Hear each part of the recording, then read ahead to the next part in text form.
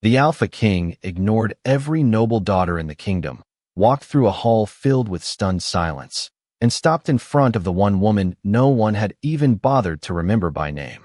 Every conversation died at once. Hundreds of eyes followed him as if the moon itself had shifted across the ceiling, yet Emily Carter couldn't bring herself to look up. She was certain he had mistaken her for someone else.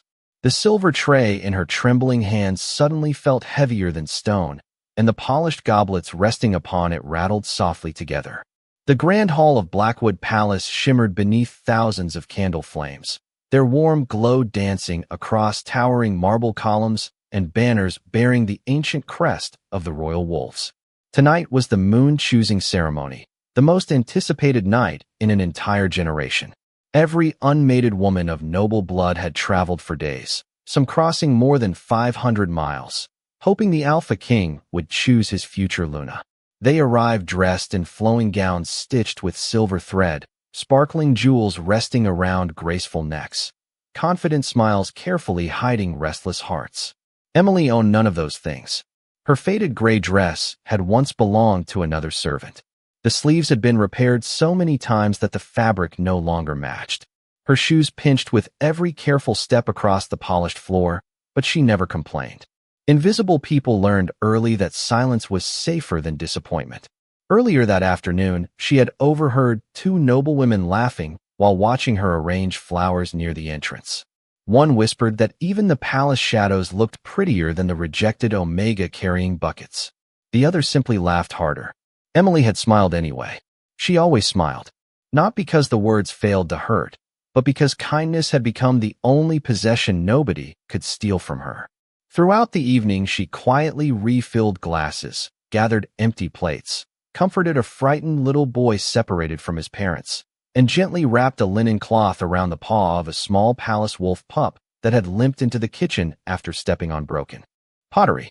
No one thanked her. No one noticed. Or so she believed. From the highest balcony, hidden behind carved oak railings, Alpha King Adrian Blackwood had watched every quiet moment. While ambitious nobles rehearsed elegant greetings and measured every graceful movement, the young woman in the worn gray dress never once tried to be seen. She simply eased burdens wherever she found them before disappearing again into the crowd. Something about her reminded him of memories he had buried years ago, memories of laughter echoing through palace gardens before loss transformed those halls into empty echoes. He had come tonight determined only to fulfill a royal obligation. Choosing a Luna had never been a dream. It had become another duty carried beside the weight of a lonely crown. Yet with every passing minute, the forgotten Omega kept pulling his attention away from every carefully prepared introduction. Now he stood only a few feet away from her. Emily slowly lifted her eyes, confused by the impossible silence surrounding them. Before she could lower her gaze again, the Alpha King extended his hand toward the woman no one else had wanted, and in that single heartbeat, the destiny of an entire kingdom quietly began to change. Emily stared at the outstretched hand as though the world had forgotten how to breathe. Around her, the magnificent hall remained frozen beneath the glow of crystal chandeliers, while every noble guest struggled to understand what they were witnessing. The Alpha King had not looked toward the jeweled daughters of powerful families. He had not acknowledged the graceful women who had spent months preparing for this night.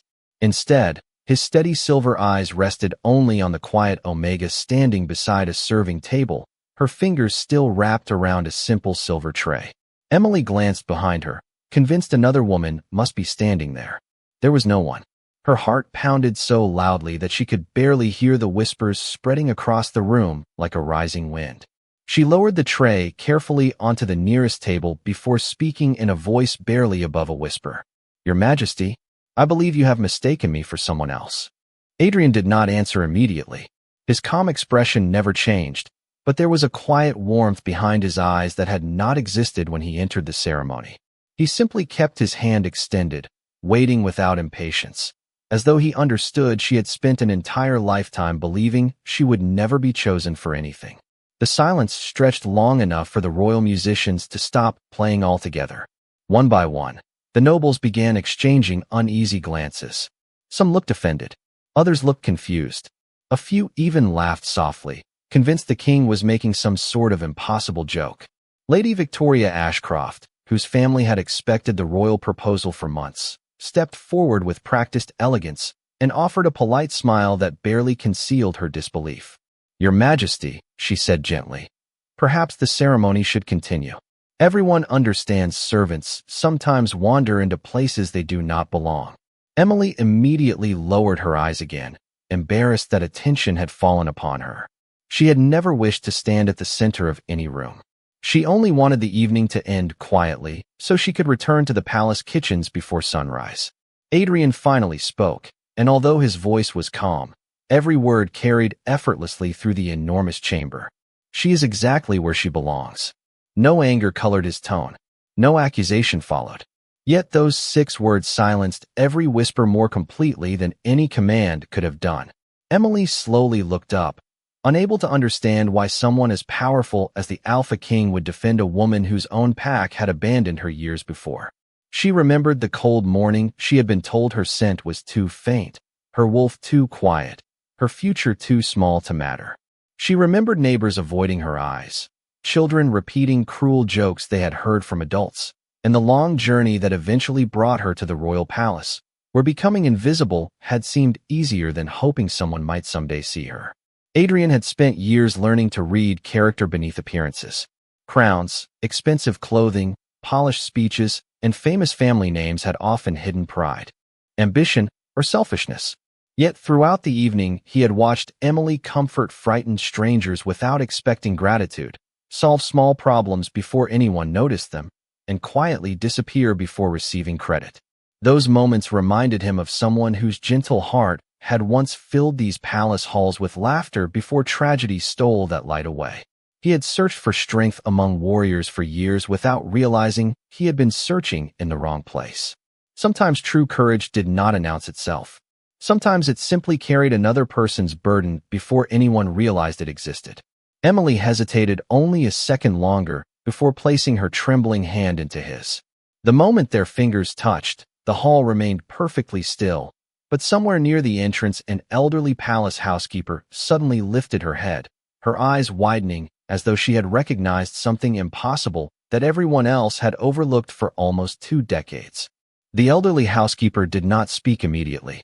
She simply watched Emily with eyes clouded by age yet suddenly sharpened by memory, her weathered hands tightening around the silver serving pitcher she had carried for years through these same palace halls. Beside her, another servant whispered a quiet question, but she barely heard it. Instead, she focused on the small pendant resting against Emily's faded dress, a simple moonstone framed by delicate silver branches that caught the candlelight for only a heartbeat before slipping back beneath the worn fabric. Memories she had spent nearly 20 years trying to bury returned with startling clarity. Long before sorrow settled over the royal family, before the palace became a place of duty instead of laughter, she had watched Queen Eleanor commission a gifted jeweler to create 2 identical pendants. One belonged to the young Prince Adrian. The other had been made for his little sister, Princess Lily, who had adored chasing butterflies through the palace gardens with sunlight dancing across her golden curls. The queen had once smiled as she fastened the tiny necklace around her daughter's neck and whispered that no matter where life carried them, family would always recognize family. That promise had become another heartbreaking memory after the princess disappeared during the confusion surrounding a terrible winter evacuation. Despite years of searching, no trace of the child had ever been found. Most believed she had been lost forever. Only a handful of loyal servants still remembered every detail. Mrs. Margaret Holloway was one of them. She slowly stepped closer, careful not to interrupt the ceremony.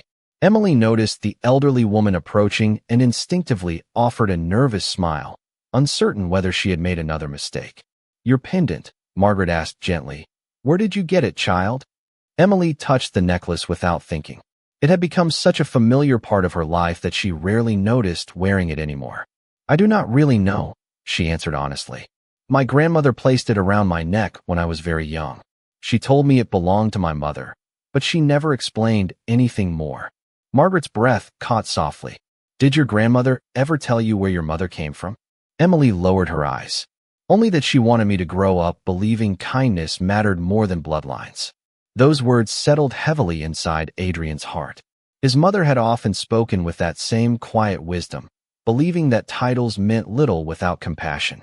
He studied Emily more carefully than ever before, not because of the necklace itself, but because every answer she gave somehow echoed forgotten pieces of his own childhood. Around them, the nobles remained restless. Some clearly expected the king to change his mind once the surprise faded. Others exchanged doubtful smiles, convinced this unusual moment could not possibly alter centuries of royal tradition. Yet Adrian remained completely unmoved by their expectations. His attention rested on the woman standing beside him, who still seemed far more concerned about causing trouble than receiving honor. Emily felt overwhelmed by the countless eyes following her every movement. She had dreamed of disappearing into quiet corners for so many years that standing beside the Alpha King felt almost unreal. She wondered whether this beautiful hall, these glowing candles, and the gentle warmth in Adrian's voice would vanish like a dream once morning arrived. But somewhere deep inside, beneath years of rejection and silent disappointment, a fragile hope began to awaken. She could not explain it, nor could she understand why the king's presence felt strangely familiar, as though fate had been patiently guiding two lonely paths toward the same destination long before either of them realized they had been walking alone. The celebration continued, but its rhythm had changed forever. Music returned cautiously, conversations resumed in hushed voices, and servants quietly carried fresh trays across the glittering ballroom, yet an invisible current flowed beneath every smile. No one was speaking about the decorations anymore. Every whispered conversation circled back to the same impossible question. Why had the Alpha King chosen a forgotten Omega instead of the women every noble family had prepared for years? Emily wished she knew the answer herself. Standing beside Adrian felt like stepping into a life that belonged to someone else. She kept expecting a royal advisor to interrupt, apologize for a misunderstanding, and gently escort her back to the kitchens where she believed she belonged. Instead, Adrian remained at her side with calm certainty, introducing her to elders and honored guests with the same quiet respect he would have shown any future Luna. Emily answered politely, but every graceful greeting only deepened her uncertainty. She had spent so many years believing she was invisible that simple kindness now felt almost impossible to accept. As another round of introductions ended, a young palace attendant hurried into the hall carrying a frightened little girl no older than 6. Tears shimmered in the child's blue eyes as she searched the enormous room. "I cannot find my father," she whispered, trying to sound brave despite her trembling voice. Several nearby nobles glanced toward the child before quickly returning to their conversations, assuming another servant would solve the problem. Emily did not hesitate. She knelt until she was at the little girl's eye level, offering a gentle smile that immediately softened the child's fear. "You are safe," she said quietly. "Let us find him together." She accepted the child's tiny hand with the same warmth she had offered countless strangers before, never noticing Adrian watching from only a few feet away. Emily asked simple questions, learning the father's name and discovering that he served among the royal guards stationed near the Eastern Gallery. Rather than calling attention to the frightened child, Emily calmly guided her through the crowded ballroom, pointing out beautiful stained glass windows and moonlit tapestries along the way until nervous tears slowly gave way to curious smiles. When they finally reached the eastern entrance, a relieved captain rushed forward and embraced his daughter with grateful eyes. "Thank you," he said sincerely. "I looked away for only a moment." Emily smiled softly. Children are not meant to stand still during celebrations. The little girl wrapped her arms around Emily before running back to her father, leaving behind only quiet gratitude and a single wildflower she had tucked into Emily's hand. Adrian watched every moment without saying a word. He realized that Emily never helped others because anyone was watching. She acted before recognition could even become a possibility. That quiet instinct could not be taught by titles, wealth, or ambition. It came from a heart that had chosen compassion despite years of rejection. Margaret Holloway observed the same scene from across the hall, and another forgotten memory stirred inside her. Princess Lily had once disappeared during a royal harvest festival because she had wandered away to comfort a crying stable boy whose favorite foal had become separated from its mother. The queen had laughed gently afterward and said her daughter possessed a rare gift for noticing lonely hearts before anyone else did. Margaret looked from Emily to the moonstone pendant resting against her dress, then toward Adrian's thoughtful expression. Coincidences were beginning to gather like stars before dawn, each one small by itself, yet together forming a pattern too meaningful to ignore. Somewhere beyond the palace windows, the full moon rose higher above the ancient forest, casting silver light across the kingdom as though quietly preparing to reveal a truth that had waited patiently through nearly 20 years of silence. Long after the orchestra resumed its gentle melodies, Adrian found himself listening less to the music and more to the quiet moments unfolding around Emily. She still seemed unaware that every member of the royal court was watching her. While others carefully measured every word they spoke to impress the future king, she continued behaving exactly as she had before he extended his hand. When an elderly servant struggled to carry a basket of fresh linens across the marble corridor, Emily instinctively stepped forward and shared the weight without announcing her help. When a young kitchen apprentice accidentally dropped a bundle of folded napkins, she gathered everyone before the embarrassed boy could apologize. She accepted neither praise nor attention. She simply smiled and returned to whatever task remained unfinished. Adrian had met warriors who sought glory, politicians who sought influence, and nobles who disguised ambition behind polished manners. Yet Emily appeared to seek only opportunities to make someone else's burden a little lighter. It was a quiet strength he had almost forgotten existed. Standing beside one of the palace windows overlooking the moonlit gardens, he watched her laugh softly as the small wolf pup she had comforted earlier wandered after her, wagging its tail. The tiny creature rested comfortably against her feet as though it had known her forever. Animals often sensed character before people did. Adrian remembered that lesson from his mother, who had always believed kindness carried a scent no wolf could mistake. The memory lingered longer than he expected. It had been years since thoughts of his family brought anything except sorrow. Yet tonight those memories felt different, almost comforting instead of painful. Across the ballroom, Margaret Holloway quietly approached the royal archivist, an elderly scholar named Samuel Whitmore who had served the palace for decades. Without drawing attention, she described the moonstone pendant Emily wore and the strange familiarity that refused to leave her heart. Samuel frowned thoughtfully before admitting that he also remembered the matching royal keepsakes commissioned by Queen Eleanor many years ago. However, he urged caution. Many jewelers had copied elegant designs through the years. One necklace alone could not rewrite history. Margaret nodded in agreement, yet neither of them could ignore the growing list of remarkable coincidences. Emily possessed not only a similar pendant, but also the same instinctive compassion the lost princess had displayed as a child. Meanwhile, Emily remained completely unaware of the quiet investigation beginning around her.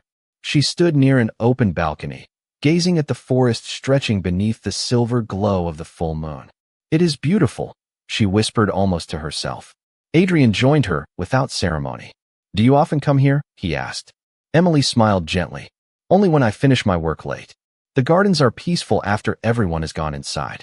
It reminds me that even lonely places can still be beautiful." Adrian studied her words more carefully than she realized. Loneliness was a language he understood well.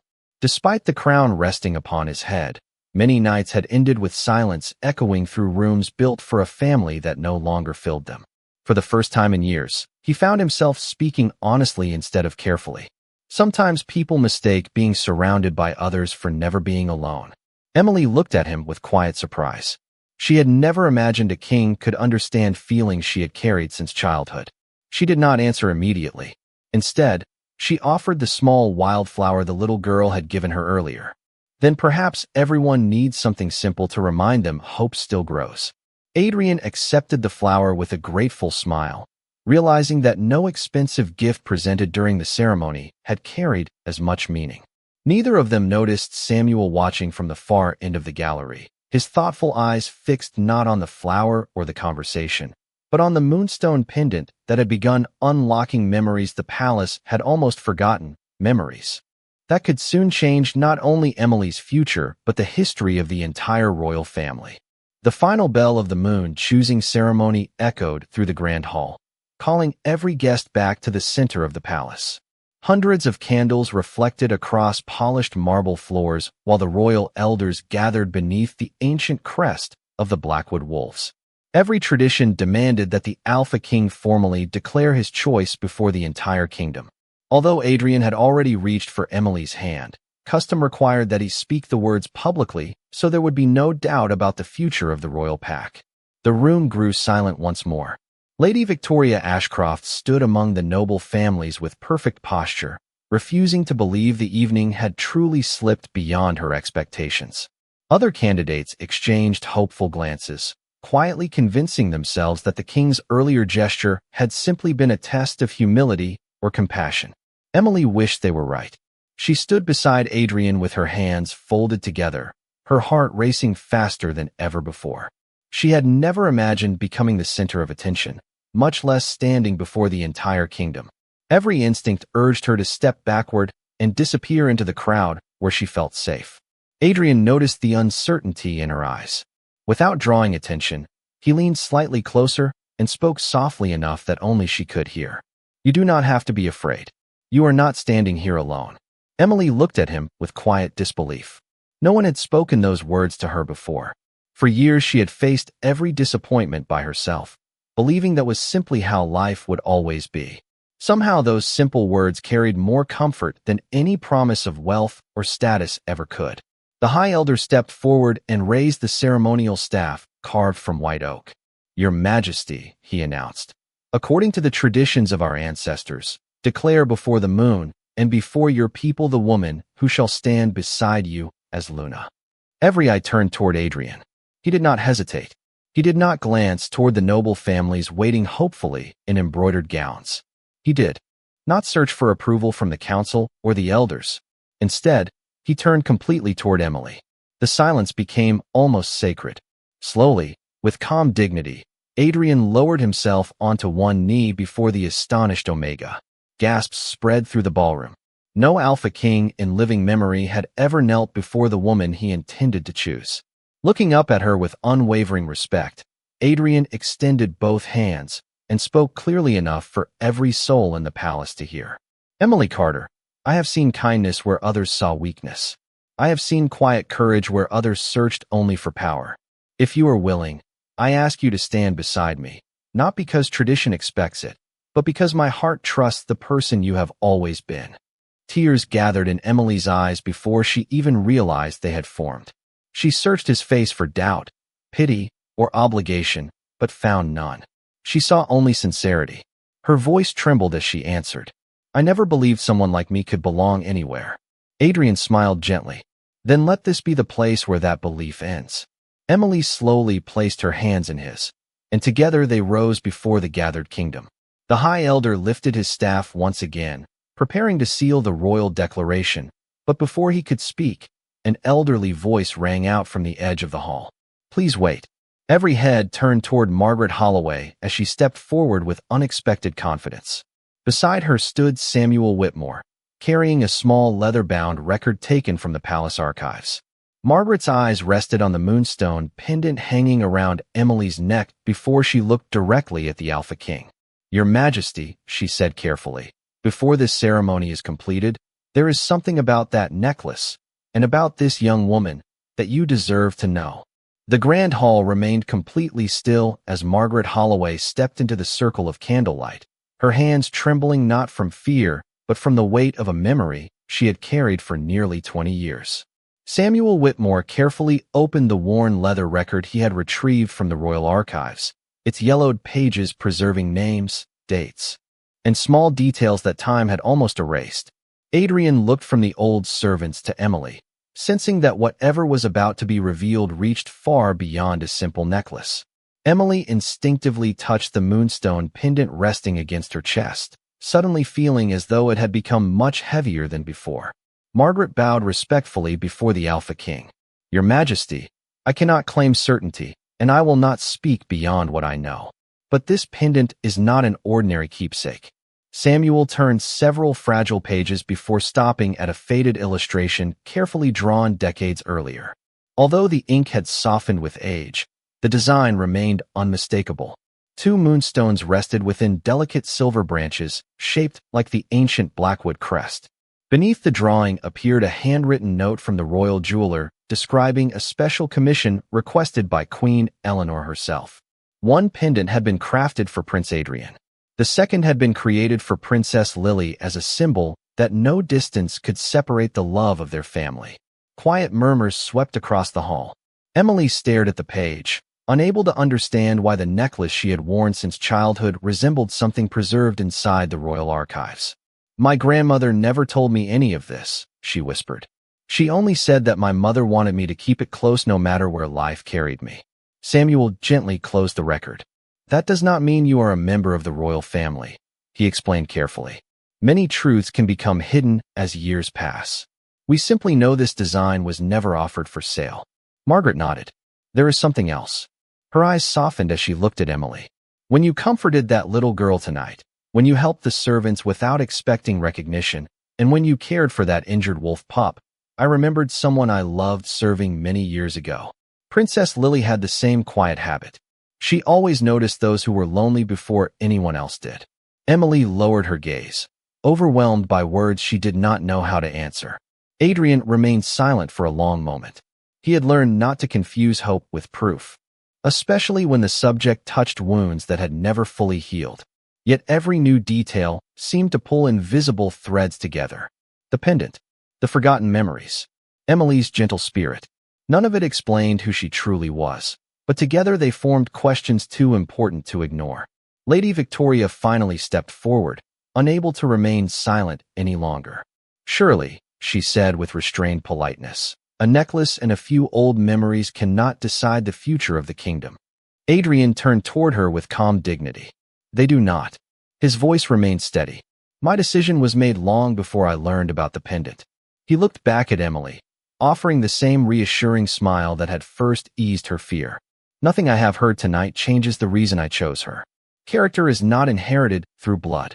It is revealed through every choice a person makes."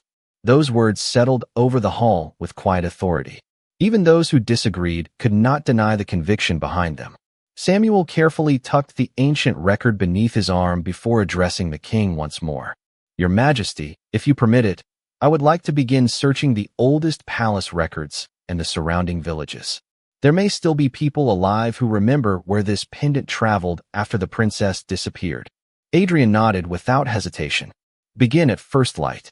Emily looked toward the moonlit windows, her thoughts filled with questions she had never imagined asking.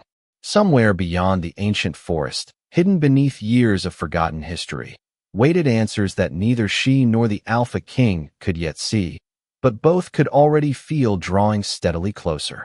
The first light of dawn painted the eastern towers of Blackwood Palace in soft shades of gold as the celebration quietly gave way to determination. While most of the guests departed with unanswered questions, Adrian remained inside the royal library beside Samuel Whitmore and Margaret Holloway. Dust drifted through narrow beams of morning sunlight as ancient records, faded maps, and forgotten journals covered the massive oak table. Emily stood a respectful distance away, still, uncomfortable watching so much attention revolve around a life she barely understood herself. She worried that everyone was searching for answers she could never provide. Samuel carefully unfolded an old survey of villages surrounding the kingdom from nearly 20 years earlier. His finger stopped over a small settlement tucked against the northern forest. "There was an unusually harsh winter during the year Princess Lily disappeared," he explained quietly. "Several traveling families sought shelter in these villages. Records mention an elderly widow who arrived carrying a very sick little girl. They stayed only a short time before moving farther west." Emily felt her heartbeat quicken. "My grandmother raised me in a small cottage west of the northern forest," she said softly. Margaret looked toward her with growing hope. "Did she ever speak about your early childhood?" Emily shook her head. "She always smiled and said that my life began the day she found me. Whenever I asked more questions, she would simply tell me that love could build a family even when the past remained hidden." Adrian closed his eyes for a brief moment. Those words echoed the lessons Queen Eleanor had repeated throughout his childhood. His mother believed families were held together by compassion before blood. The similarity was impossible to ignore, Yet he refused to let hope become certainty without proof. "We will find the truth," he said calmly. "Whatever it may be." Emily looked at him with quiet gratitude. She had expected fear or disappointment after the strange discoveries of the previous evening. Instead, Adrian treated every new mystery with patience, never allowing speculation to define her worth. Later that afternoon, a royal messenger returned from the northern villages carrying a small wooden box discovered inside an abandoned cottage once owned by an elderly woman matching the description of Emily's grandmother. Inside rested a carefully folded blanket embroidered with tiny silver branches surrounding two crescent moons, the same design found on Emily's pendant. Beneath the blanket lay a weathered letter whose ink had faded with time. Most of the words had become impossible to read, but one sentence remained clear enough to understand. "Protect her until the moon brings her home." Margaret pressed a hand gently against her heart. Samuel stared silently at the familiar royal embroidery. Neither item proved Emily's identity, yet together they strengthened a story that had once seemed impossible. Emily carefully held the blanket, tracing the stitched pattern with trembling fingers. For the first time in her life, she realized someone had once protected her with extraordinary care long before she could remember their face. Adrian watched her quietly. He no longer saw only the forgotten Omega who had entered the palace wearing a worn gray dress. He saw a woman whose life had been shaped by sacrifice, kindness, and hidden love, someone who had unknowingly carried pieces of a broken history across nearly 2 decades. As evening settled over the kingdom once again, Adrian stepped onto the palace balcony beside Emily. The same full moon still shone above the ancient forest, brighter now against the darkening sky. Neither of them spoke for several moments. They simply looked toward the distant horizon where forgotten roads disappeared beneath silver light, both sensing that somewhere beyond those quiet woods waited the final answer capable of restoring not only Emily's past, but the family Adrian had believed was gone forever. 3 days later, the search reached its final destination, a quiet stone cottage standing beside a clear stream nearly 40 miles beyond the northern forest. Wildflowers surrounded the weathered porch, and although the home had long been empty, the neighbors still remembered the gentle elderly woman who had lived there with a kind young girl named Emily. One by one, they shared the same story. The old woman had never claimed the child as her own. She always said the little girl had been entrusted to her during the darkest winter anyone could remember. She promised she would keep the child safe until the day someone worthy came looking for her. Those simple memories completed the final missing pieces more clearly than any royal record ever could. When Samuel compared every document, every witness, the pendant, the embroidered blanket, and the surviving letter, he quietly closed the last journal before looking toward Adrian with peaceful certainty. "Your Majesty," he said, "I believe we have found the truth." Emily was never hidden because she lacked value. She was protected because someone believed one day she deserved the chance to return home. No one rushed to declare impossible titles or rewrite history with certainty beyond the evidence. Instead, the palace honored the truth they could prove. Emily's mother had once served within the royal household and had been entrusted with safeguarding one of Queen Eleanor's most treasured keepsakes during the confusion surrounding the winter evacuation. After tragedy separated countless families, Emily's grandmother fulfilled that promise by protecting both the child and the pendant until her final days. The mystery that had haunted Adrian for years was finally answered in a way he had never expected. He did not recover the family he had imagined. He found something even greater. He discovered that his mother's kindness had survived through strangers who chose compassion over comfort, passing hope from one generation to another until it reached him again through Emily. Standing beneath the ancient oak in the palace courtyard, Adrian turned toward the gathered pack. The same nobles who had once overlooked Emily now watched in respectful silence. Their opinions had changed not because of hidden history or treasured heirlooms, but because every day since the ceremony, she had remained exactly the same woman they had failed to notice before. She still greeted servants by name.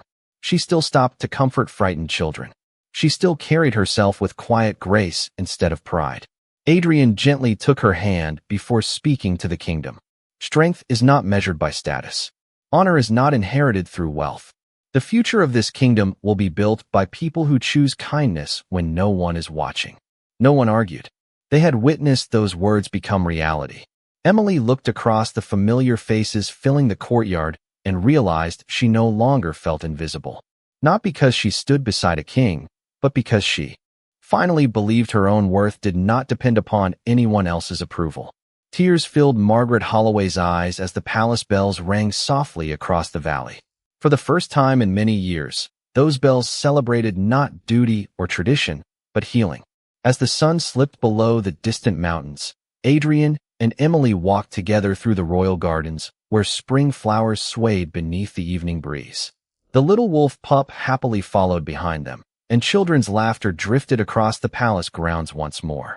Adrian smiled toward the fading light, quietly grateful that the family he believed had been lost forever had returned to him in the form of love, memory, and the courage of an ordinary young woman who had never stopped choosing kindness. Under the rising moon, they continued forward together, leaving behind a kingdom forever changed by one forgotten Omega who proved that the gentlest heart could guide even the strongest king home.